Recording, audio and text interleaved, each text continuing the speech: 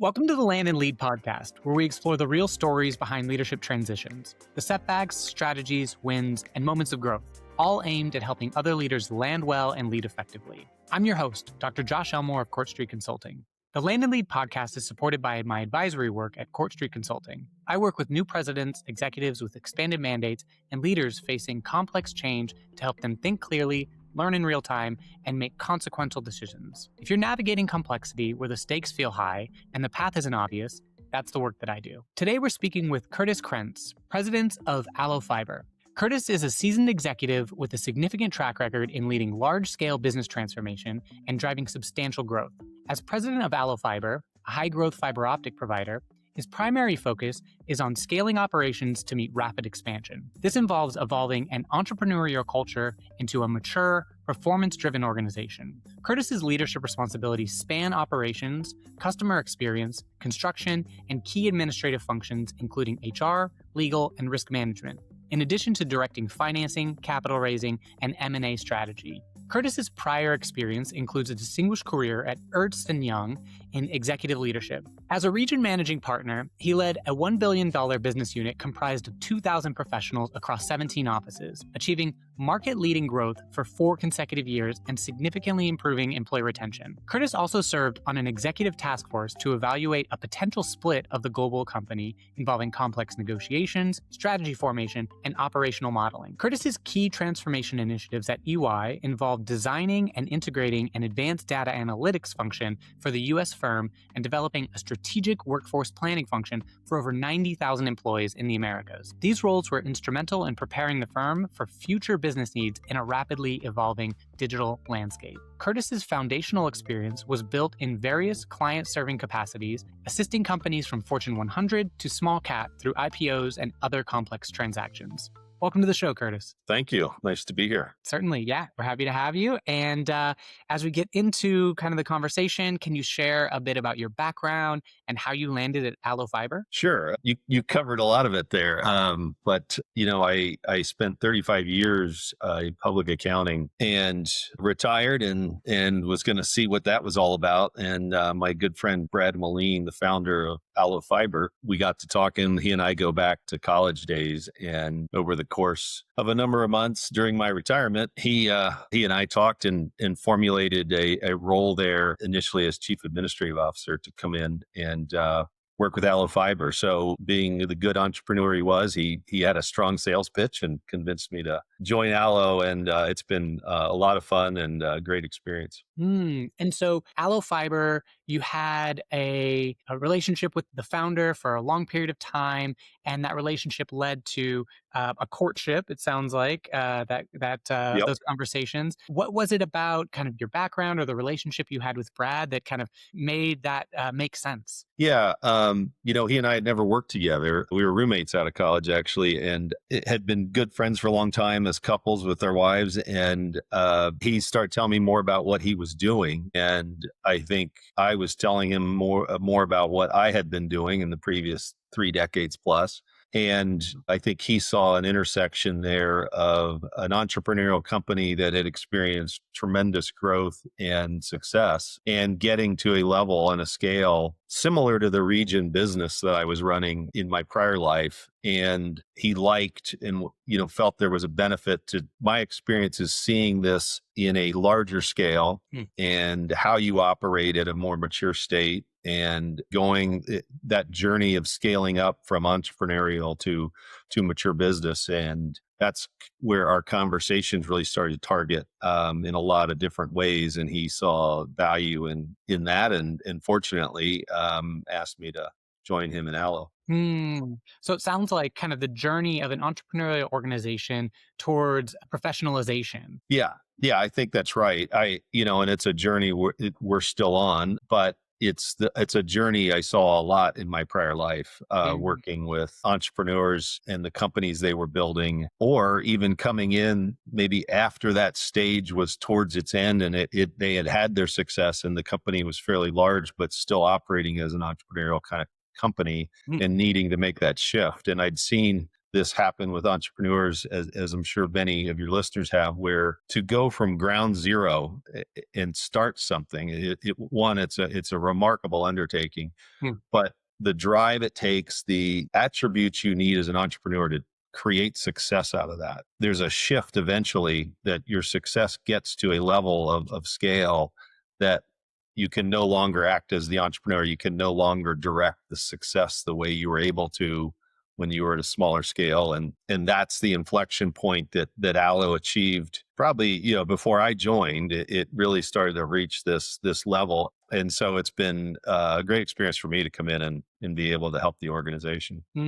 It sounds like I always say this idea of enlightened leadership, right? So enlightened leaders understand and kind of see that either they need to develop or get assistance or to improve or do something differently. So I'd say it sounds like Brad recognized the need and kind of pursued it with a good friend. Yeah, what you said there, I've seen it go different paths. I've seen where the entrepreneur wants to just keep driving the way they've driven it, and it gets larger, and that asset becomes more of a liability because the company needs more structure, and the board and investors and whoever else is getting involved as you've gotten big. You're now having to meet their expectations. And I've seen it not work. And I've seen entrepreneurs get pushed out. It happens pretty frequently. In other cases, an entrepreneur sees where this needs to go, like Brad did, and says, it can be a variety of things. It can be, hey, those aren't the things I enjoy doing. It can be, those aren't the things that I have the experience in, whatever it may be,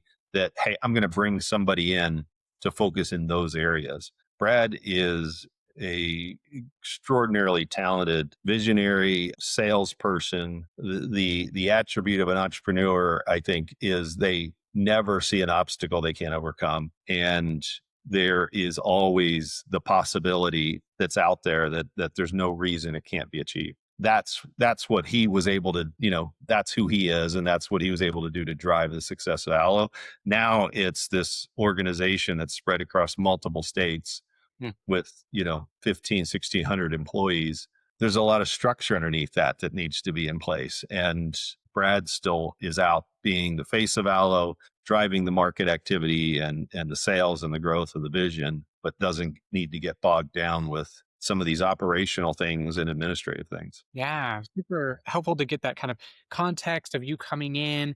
So thinking about you coming in to fill that out a little bit, can you tell us a little bit more about ALLO Fiber and the situation when you entered the organization? Yeah. So ALLO Fiber, it started as a telephone company for business in Western Nebraska. And as every entrepreneurial story starts, very small from zero. Mm, Brad saw it's 23 years old, which is a long time in the world of internet service providers. mm, Makes Allo very unique, and he was able to, he saw the move on internet and fiber. He was completely dedicated to fiber, not doing coax and some of the things cable companies have done.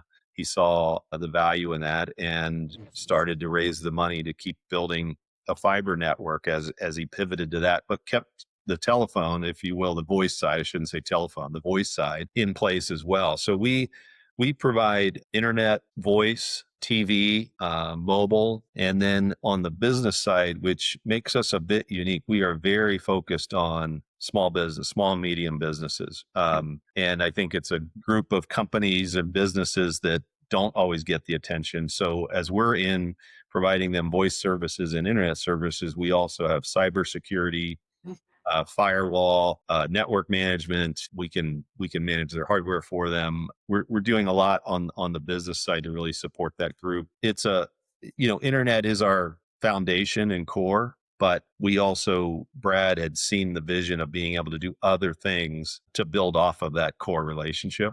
mm, And the other thing that was really impressive to me coming in was Brad's compass in building this company was always the long term. So it wasn't to do it the cheapest. It was to do it with the highest quality that would make sense 25, 30 years down the road. mm. And I think that's a little unique too in this space. So there was just a lot to be impressed with when I came in, and certainly to see a good friend to see what he had built was really a cool experience for me. But when I came in, it's that entrepreneurial setting, still high growth going on when I came in, and absorbing all of that and trying to keep up with it. Yeah, and you don't, when you're on this really hockey stick kind of growth trajectory, you don't have a lot of time to decide on, oh, well, what would be the right processes to build around that. I mean, you're just trying to keep up with it.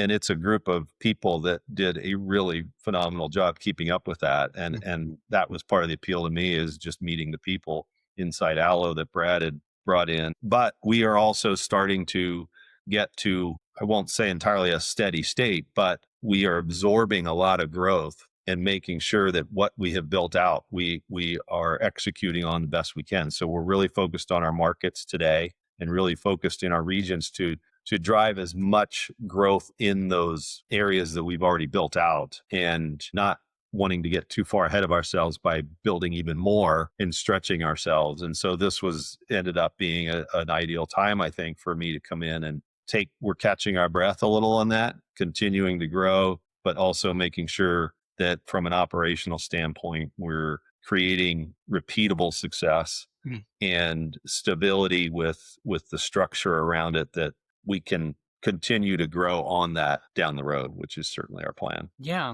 And how long have you been with the organization? 2 years. 2 years. Okay. And you started, you're president now, but you started in a previous role, Correct. chief admin officer. Is that right? Chief Administrative Officer. Yeah. Yep. So can you tell us about that? Yeah. That, in the corporate world, that title, if anybody's familiar with it, it can take on a lot of different meanings. And I think Brad had a leadership team in place and kind of had the structure in place, and as he and I talked, he was sensitive to how I was coming into the organization from the outside, and the reception of that, and giving me the space to get integrated. And so this chief administrative officer role, we were able to take that title and define it how we wanted to. And that allowed me to come into a new role, not replacing anybody or overlapping anybody. And it gave me the time to learn the organization, get to know the people, come up to speed on the industry and all that comes with a new job, especially a very big change for me from what I had been doing, and yet be contributing and involved in leading the organization. So it really was, in hindsight, it achieved exactly what we had hoped it would, I think. And honestly, for me, having been in a retirement mindset, it allowed me to make sure this is something I wanted to do, and it made sure that I was a good fit for the organization, rather than to come in as president. That would have been really hard for me to do. And I think it would have been hard for the organization to know what that meant, and for me to be able to take that kind of a title and feel like that made sense even to me, because there was a lot I didn't know. And, for me, a title doesn't give you respect. You have to earn the respect. And title doesn't make you smarter, and you have to do the hard work to learn the business. And so I think that's a really important aspect. And it was nice for me, having been in a retirement mode, coming into this role was not about climbing a ladder or a lot of career goals that I have left. I was going to be done. And so I was able to really come in and just see what I could do to really contribute to the organization and help others. And I guess it's nice to be old and to be able to, it's a lot different than I guess I'd say than my first leadership roles, where I was in my 40s, and there's just a lot more that goes into that when you're first doing it and you're younger and you've got career aspirations and things. And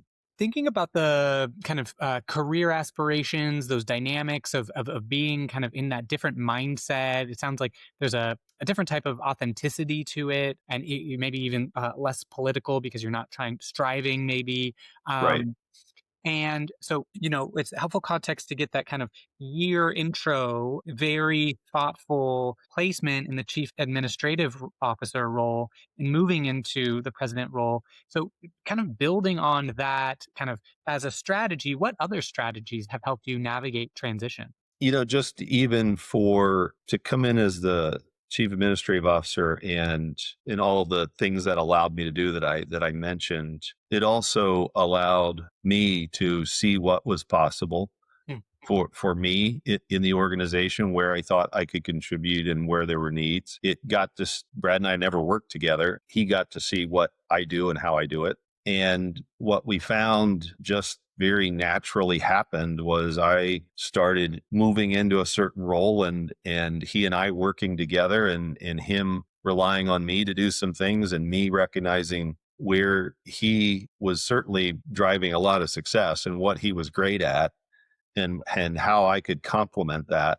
And I think what we found is we complement each other extraordinarily well when you compare our strengths. And I think as we got into particularly the second half of 25, and we're dealing with various business issues and organizational issues, and I would just take the lead on some of those things, and maybe he would say, Kurtis, you're going to be better to navigate that. Then the team also saw what I was bringing to the equation. And when it came time that Brad decided to make this shift, and that I'll be president and he's CEO founder, I think it was not it was fairly uneventful. It was kind of formalizing a path that we had been on. And I think, what helped me in transition, I mean, it's always best to do something a third or fourth time than the first time. And so the fact that I had spent a decade in my prior life in leadership roles and had maybe gotten through some of those first time feelings and finding your way, I very much came in with a defined leadership style that I wouldn't have had the first time. The first time I was in a leadership role, how am I going to do this? And for me, and I think others, the first time you get put into a role, there is going to be an imposter syndrome that is a voice in your head.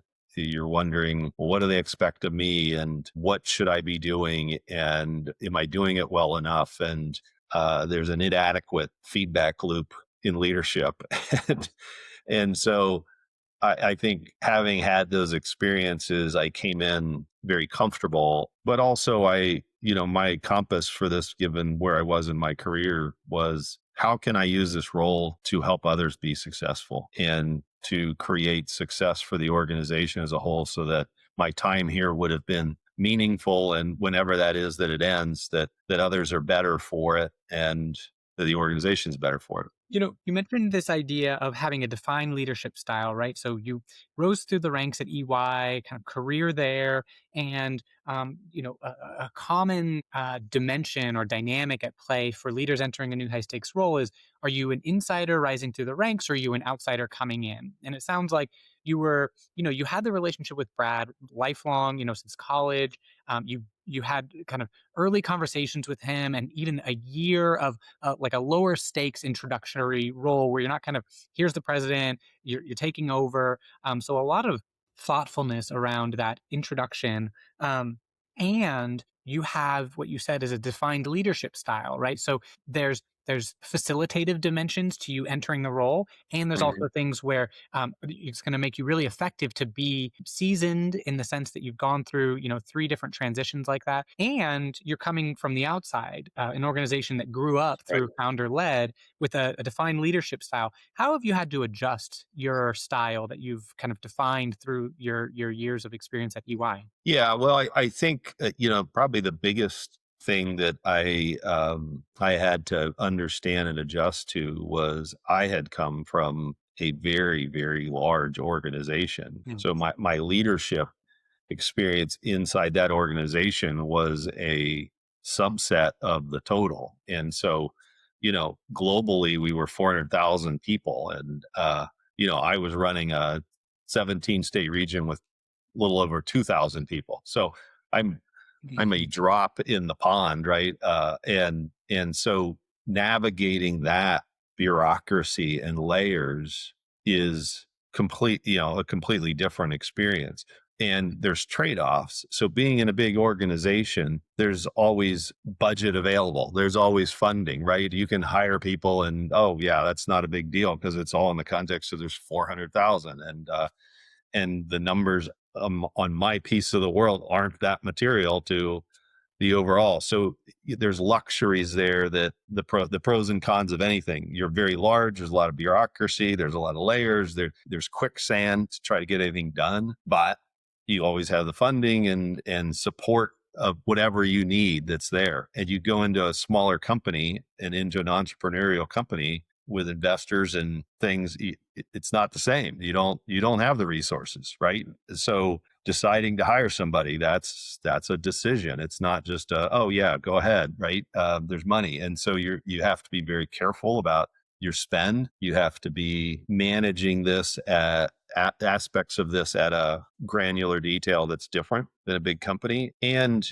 the level of sophistication of the operating environment and people's experiences and everything are all different. And Mhm. so for me, that large organization, you had a collective, it was pretty homogeneous. Education and background and experiences, you all kind of came up through this big machine called public accounting, whether it was consulting, tax, audit, whatever. It was all in this machine. In a smaller company, you're bringing in people from a lot of different places, and we have a meaningful construction crew that are out there doing hard work every day, putting fiber in the ground, and the field techs that are out there repairing and servicing. And I hadn't had that aspect of a workforce in my prior life. Mhm. And so you've got to meet people where they are. And I needed to be, at least I felt I needed to be really thoughtful and intentional about how I would engage this group of people versus my past life, and understand there's differences.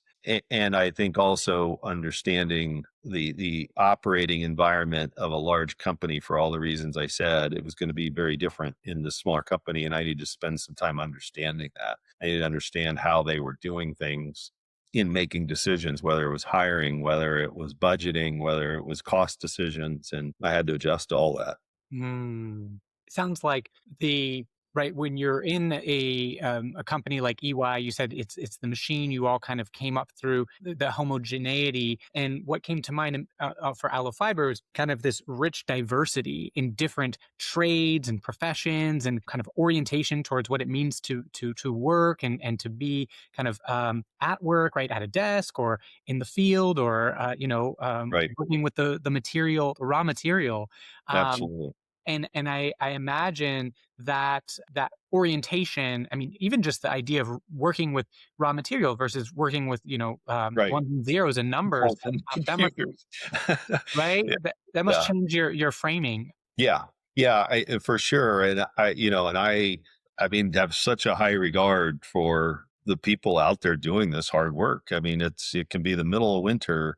In my past life, it was, this white collar workforce that you worked hard, and you're putting in long hours and serving our clients and all of those things. And at a high level, it's all kind of the same. But when to come into Allo Fiber and, have this group of people that they get the call at midnight when the network went down because of an ice storm, or because of a thunderstorm, or because somebody cut our line of another company that was doing some work, and they go out, from midnight to whenever it gets done and answer the call. And Mm. I mean, it's been really certainly inspiring to see how these teams work together and the work they do, and the stories we get from customers is really rewarding. You get that here that you didn't really get in this big previous world I was in. And some of our teams just out there helping community members, and they take the time to call or write a letter, an email to say,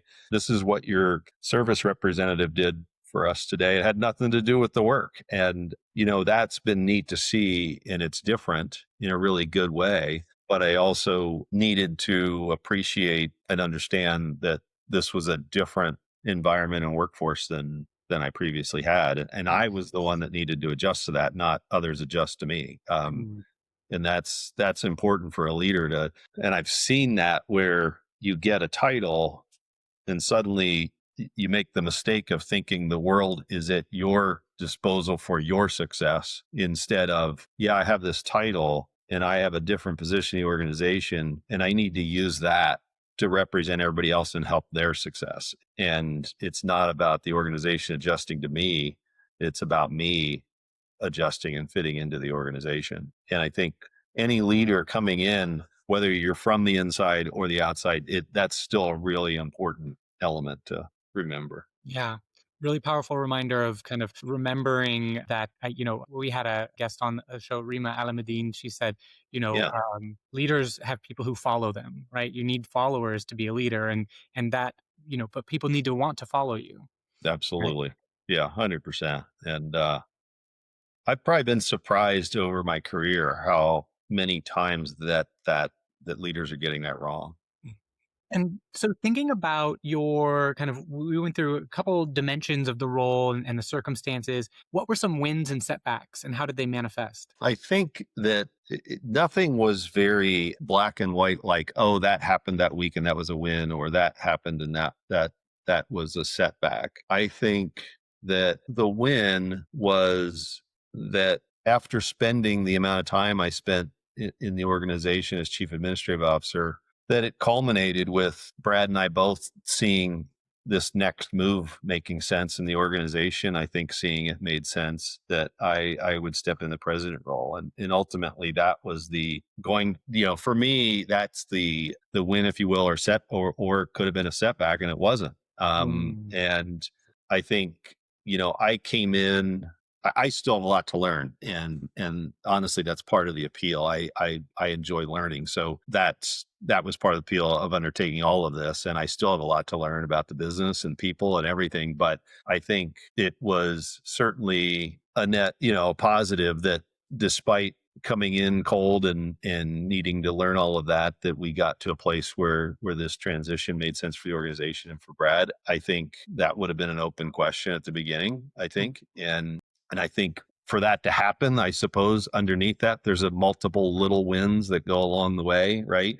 I do think that the people and the culture that Brad had created there at Allo was also an important aspect of me being able to successfully do this. It's a terrific group of people, and they're so motivated by the Allo purpose that I guess, that was certainly a win for me. It wasn't something I created, but it was a win for me to see that and see like, hey, this is a really terrific organization that I was excited to be a part of. There were setbacks only in the sense of we ran into, as you will. I mean, it just comes with the territory, but we ran into business challenges and some issues we didn't foresee and things that we needed to do that stretched me at times. And the setbacks became wins, I guess, in the sense that you keep moving forward, but it's never a straight path. mm. And if it was, I'd probably get bored pretty fast. So I mean, we had some things that we needed to do on financing transactions and capital raising, and we needed to do some things to adjust our cost structures. And those are things every organization needs to do, almost constantly, but certainly periodically. And so I mean, I don't know, I'd say there were setbacks, there were bumps in the road that I think we were able to navigate and could have been setbacks if we didn't successfully navigate them. Mm. I don't know if I'm answering your question as well as but it was probably more the culmination of it that I'm focused on. Was that a win, if we call it that, or was it successful? And I think we've gotten to a good place so far. Yeah, and I think it's having that, what I hear is a long-term perspective where, there's ups and downs, but in the kind of long trajectory, long tail, that strategy of coming in, and that you made it to the president role and have successfully been able to kind of take that on, and that the organization is accepting you, that's like broad win. So that kind of overarching Yeah, yeah, growth. That's what I yeah, hear. that's probably very astute observation. Is I'm probably evaluating wins or setbacks in a longer term view, and recognize that in the short term you're going to have as many bumps in the road as you're going to have anything you think are wins. And to me, it's I generally have no matter what kind of happens, I generally have a view that, well, that's the hand we got dealt today or this week, and let's play this out. As stressful as that can be, it's where the greatest learning happens. And on the other side of it, it's always the most memorable times. Mm.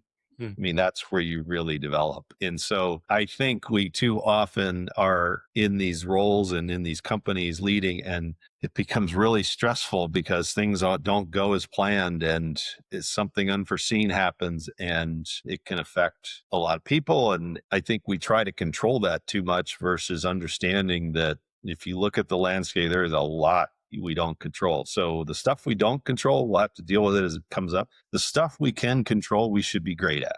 And so be great at what we control and accept what we don't control. And we'll figure that out as we get hit with it. Makes sense. And a question I like to ask all of my guests, and just for context, you've been in the organization 2 years, you were in the chief administrative role for 1 year, and you've been in the role for the president for how long? So I've been only in the president role a couple of months, and then I've been with the organization about 2 years. Okay. So thinking about kind of your time in role, time in the organization, because it's kind of, I see it, and it sounds like you also see it as kind of like a journey. The roles may have changed, but kind of your contribution and the way that you were being brought in by Brad, that kind of was always like a core thinking, and it was just through name that things kind of changed. Is that right? Right. So in the 1980s, John Gabaro ran a few studies focused on general managers and presidents as they pursued new roles and wrote the results up in the book, The Dynamics of Taking Charge. Gabaro explained that an executive has fully taken charge when they have mastered the new assignment in sufficient depth to be managing the organization as efficiently as the resources, constraints, and the manager's own ability allow. Thinking about this definition where 100% is having fully taken charge in your new role, what percent would you say you're at now? Yeah, I probably, because of the way this happened, as we've described, I guess that it's around 70%. What I would say though is I don't think I would ever say 100. So on my scale, it's where am I at between 0 and 90 or 85 maybe. Uh, and I think what in that question, what also comes to mind is the contrast of my previous leadership roles. I think even 6 months in, I felt like I was at 0. Probably the first leadership role I had. There was a lot of adjustment without a lot of assistance to the journey in that first time as I reflect on it. And I think here, because of the way we've done it and my past experiences, every time you do something, you're a little more efficient, a little more efficient. And, there's some great leaders out there that have, either founded and led multiple companies or came in and bounced around and go into various companies and they just seem to be extraordinarily effective. And that's just the accumulation of a lot of experiences. I think that for me, the mastery question, I think mastery is great to chase. I don't think you ever catch the rabbit. And I probably take exception with where I've talked to some leaders in the past where they've been in a role for 4 years. I can remember a conversation with somebody and they're just like, yeah, I've kind of done everything I can do in this role. I'm kind of ready for a change. And I just thought there's no way, what we were talking about was it was too big of a universe that you could spend unlimited years always finding better. That I talked about always the pursuit of better and always the pursuit of better. And because you can always be better. And until that became, there was nothing left to pursue, which is impossible. I think I'd still say I hadn't mastered it. But for me, I shift that concept a little bit that I think if a leader comes in and surrounds himself or herself with a really highly competent, high integrity team and can create the cohesion and collaboration across that team and then support that team's success, you'll never achieve more than that. It's such a greater outcome than the sum of the parts. And there's leaders that try to do it themselves and direct people and it's all about them. And I think for any leadership role, your first and most impactful task is to have the right people in the right places at the right time. And if you do that as a leader and didn't do anything else, the organization is going to be wildly successful because you're one person. You can just do so much, right? And I think for an entrepreneur, that journey is one from having to do everything and be willing to do everything, even if that you're working 20 hours a day and the work ethic of entrepreneurs and all that it takes. But you get to a place of scale and size, you can't do it all anymore. And you have to be able to let go and let others. And so that's certainly what, Brad and I have been working on. Great. Yeah, the idea of kind of empowering the team to help you reach higher percentage points. Super Right. powerful insight. So, kind of final question here: what advice would you share with leaders currently entering a new high stakes role? If it's your first time, it's an extraordinarily exciting time to get named into that role and to be there. I'd say that the honeymoon will last for a little while, and then and you're the new person, and everybody's going to want your attention, and you're going to be told you're good looking and you're funny and everything else because they all want you to like them. And keep your ego in check. You're not, as smart as everybody's going to act like you are, and good looking as everybody acts like you are. You're the same person as you were the day before you got the role. Hmm. And what you've been given is an opportunity to earn that. And whether or not you were the right choice will be decided years from now, not today. Or you just got named. Somebody else could have got named and it would have been their opportunity. And I think keeping that in mind, when I had my first leadership role, I knew I wasn't the first selection. I don't know who else was, and I was never told. I got a sense that I'm confident enough I wasn't the first choice, and that's okay. I came in, I was like, well, this is my opportunity, and I just decided to, regardless if I was the 100th choice or the first choice, it was the same. It was just an opportunity. Whether I was the first choice or the 100th choice doesn't make me any better or worse until I prove that answer. And so I think to keep in mind the opportunity you've been given and do more listening than talking. Do not feel compelled to do something grand and big to announce your presence or to show you were the right person. Take your time, be patient, and then assess the team around you and where your strengths are and where your weaknesses are, and you're gonna have to address those, and then develop where you can the people. And after give it enough time to know, to get comfortable in the role, to get to know the people, the organization, and then start to formulate some of your decisions and your moves. But don't listen to the voice inside, the imposter syndrome. You've been given an opportunity to make the most of it. It's not nothing else. And I think if you're coming into the role for the third time, fourth time, or whatever, use all those experiences, but know that this time's different. And still take those learnings, the things I mentioned for the first time leader, and those still apply. I do think that if, like me, I was in my early 40s when I had my first leadership role. And I think that, I would admit, I felt like, I had a lot of time left in my career. So I was going to do this, but I had in mind what would be next, what would be next. And you're still in that chase, and that's a healthy thing, to be chasing something, but don't lose sight of what's in front of you. It's a lot different when you come in later, and depending on your listeners and those listening to the answer to the question, if you're like me in late 50s, there's a lot of freedom in that. And so as you come into the role, what I want to do, and I would hope others would have similar aspiration, is use the role to help others succeed and to help others be the best version of themselves. Take my experiences and help develop others, and just find where I can contribute to the organization, because the people around me are extraordinarily talented. They'll know more than I'll ever know about what they do. I'm not the smartest person in the room in this industry. And so my role is not anything in that technical sense. It's how do I use my role to coordinate and collaborate across the organization.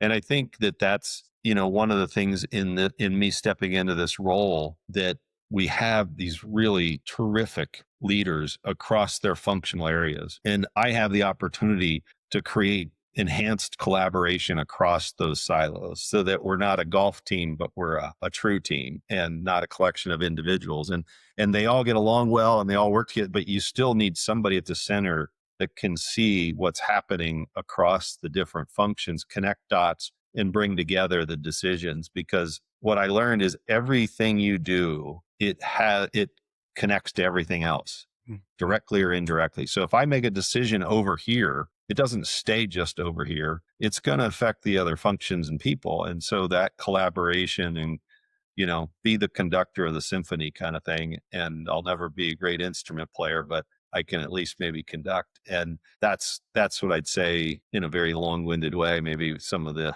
advice I'd share, or viewpoints anyway. Yeah, I hear a lot of care and tact, right? If you're first person coming in or later or at the retirement age, but then also just that orientation around being careful, treating it like an opportunity and bringing care to the role. Yeah, for sure. Really powerful. Well, thanks for joining us, Curtis. Is there anything you'd like to share that's coming up for you or ALLO Fiber? Well, ALLO, we're in 4 states: Missouri, Nebraska, Colorado, and Arizona. And so any listeners out there in our communities that we're serving, we are a terrific company in both the internet, voice, and all the other things I mentioned that we do. And I think ALLO provides a level of customer care that's second to none in the industry. So for anybody out there in those markets, I hope we get to serve you. From ALLO, I think there's a lot on the horizon. I think for us that hopefully those 4 states, the next time we talk, it would be 8 states or 9 states. So yeah. Well, thanks for joining, Curtis. It's been great to chat with you and hear all of your reflections and wisdom. thank you. I appreciate it. The Land and Lead podcast is supported by my advisory work at Court Street Consulting. I work with new presidents, executives with expanded mandates, and leaders facing complex change to help them think clearly, learn in real time, and make consequential decisions. If you're navigating complexity, where the stakes feel high and the path isn't obvious, that's the work that I do. Thanks so much for listening to the Land and Lead podcast. I'm your host, Dr. Josh Elmore. Tune in next time for more stories from leaders navigating high-stakes role transitions.